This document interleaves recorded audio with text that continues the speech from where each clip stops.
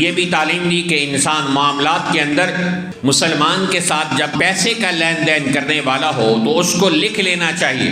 قرآن کی سب سے لمبی آیت جسے شریعت نے آیانہ کہتے ہیں وہ کتابت سے متعلق ہے۔ مالی لین دین اگر انسان کر رہا ہو تو اسے لکھ لینا چاہیے، لیکن آج ہم لکھتے نہیں ہیں اور اس کی وجہ سے بعد میں نہ جانے کتنے فتنے اور فساد جنم لیتے ہیں، لڑائیاں ہوتی ہیں، قتل ہوتے ہیں، مقدمات عدالتوں میں چلتے رہتے ہیں شریعت کے ایک حکم کو پامال کرنے کی وجہ سے۔ والدین کاروبار کر رہے ہیں، اولاد بڑی ہو گئی اور وہ کاروبار میں شریک ہو گئی، ان کی حیثیت متعین نہیں کی گئی کہ کیا آیا یہ بطور ملازم شریک ہیں، بطور معاون شریک ہیں، ان کو سیلری دی جائے گی یا ان کو کس حیثیت سے شامل کیا جائے گا۔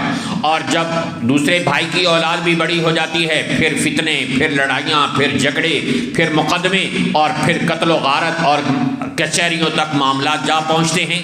تو شریعت نے کہا کہ معاملات، مالی معاملات کو صاف شفاف رکھنے والے بنو۔